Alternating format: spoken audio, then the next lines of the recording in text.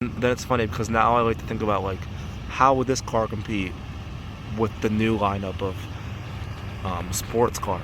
Especially like I'm really curious how this car would compete with like a BRZ or GR86 because this car on paper quoted from Infiniti makes 280 horsepower. I looked up the specs. The 04 VQ35 GE non-rev up, this car makes 280 horsepower. The GR86 and BRZ twins make 228 horsepower, but they're also like 2,800 pounds. And this car I was looking, it was like around 3,300 pounds. It wasn't that bad actually. But those cars are underrated. The BRZ GR86s, people are making like 200 wheel horsepower in those cars, around 200. And I feel like if you race this car against that car, it's going to be very close, or the GR86 might win. I do like those cars though. But I'm like, you can get this car with the same performance, similar performance, for this much money. But then you also have to deal with the interior and it being old, and you know, do you really need to sacrifice some things? Like, now I'm kind of going on a rant, but I'll get up and walk around. But it's like, you know, if you want to save money and not get a new car, and you can like, and you want to like get a sports car, you know, older car like this, some of the things you're gonna have to live with is, you know, can you live with an old car? Because me coming from driving like new cars every single day, one of the things that I've become dependent on is Android Auto, connecting my phone to the screen and then having, you know, my phone connect there, or Bluetooth. This car doesn't have either of them, so I have my little Bluetooth transmitter down there. I did get it. I got this phone mount too, and it seems to not be working correctly.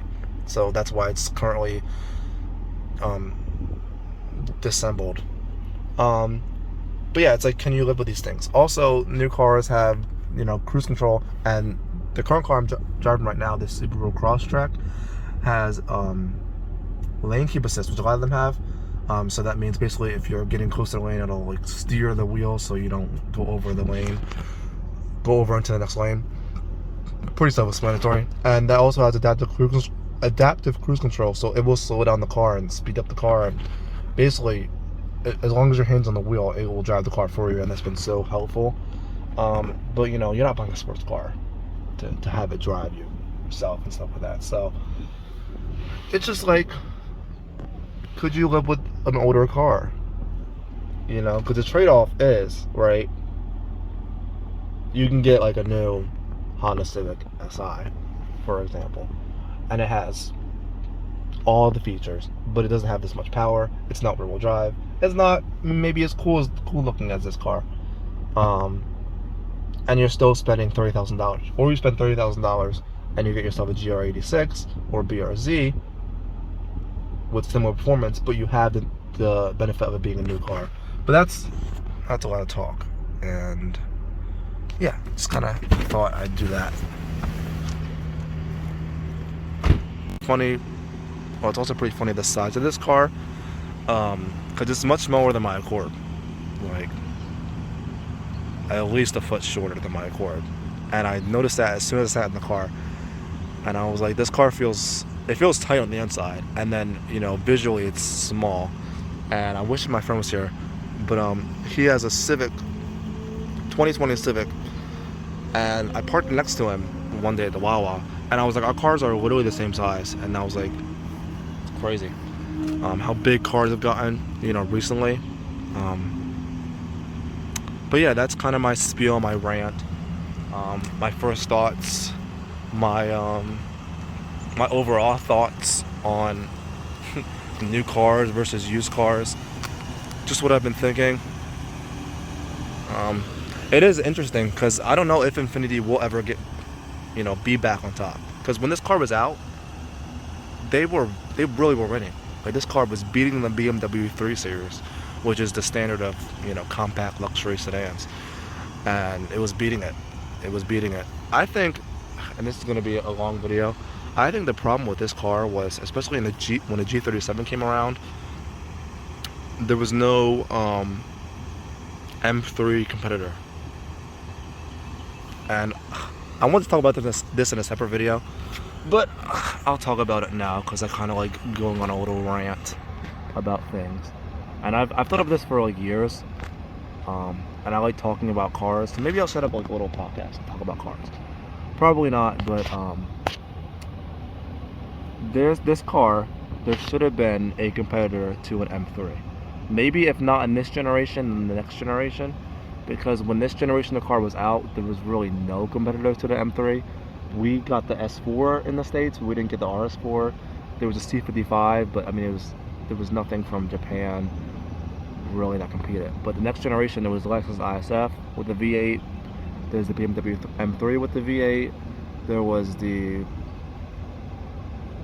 C63 with the V8.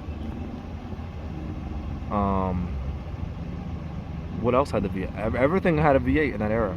The Audi, Lexus, BMW, Mercedes, and Acura. They got their own issues. But if this car had a V8, the V8 that they put in the FX50, they could have had their Infiniti G50, and that would have been a competitor, and that could have been a flagship of the brand. But I think the brand really fell off when they started changing all their names to Q, because there's no more brand identity. No one knows which car is which. It's very confusing. I don't really know who in marketing decides to do that, because it's really not a good thing to do as someone that was in marketing. You want to establish a recognizable brand, and you want to build from that, and you want to create a legacy. Why not keep your names of cars so you can build that brand? It never really made sense to me why companies do that. They change their entire numerical names, different things. But yeah. But back to the car itself.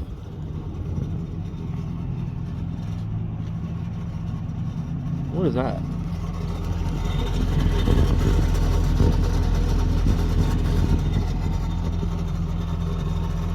I don't know what that is. Maybe I'll have to investigate that. But yeah, that's just kind of some of my first thoughts, overall thoughts on the car, some of my rants and mumbles. But yeah, I want to get this car to the drag strip, and I want to see what it does, and then I want to make a video, being like taking my stock G35 to the track and seeing what it does. I'm be interested to see what it actually does. And I definitely will miss third gear. I definitely would miss third gear. That's like no question. Like, it's still notchy. It's definitely gonna happen. I need to get a new plate too. I need a new plate because the turquoise, it doesn't really fit the theme. I don't know what I should get. Maybe any suggestions? Maybe like OEM or stock, if they're even available. But plate suggestions, I will take those. But yeah. Also, these wheels are 225s all around. So it's not the normal staggered setup that these cars have. Someone was asking me on Instagram. They're like, "How's your G35 doing?" The only reason I'm not going for a G35 is because I hear they're bad in winter. I was like, "What do you mean they're bad in winter?" It's just dependent really on the tires that you have. He's like, "Yeah, I guess so," but they normally come staggered, right? Cool features of this car that I didn't really know existed. It was this. The fact that it moves. And then if I sit back here, let's see, will it recline? Oh, look at that. It reclines. See, that's a cool feature. They were thinking forward with that feature. Now, as you can see, my head is hitting the roof. There's no headroom back here. I have to kind of just like extend my legs to fit back here. But I mean, it's not bad back here. I just hate that there's no big cup holders back here. I want big cup holders, and there's nothing back here. Also, this trim's like ripping up a little bit. Tries to be super glued back down together. Has original floor mats, which are cool. As you can tell, I'm just kind of rambling because I wanted to make like a video of like my first thoughts after this car, and these are like my first like thoughts, you know, just.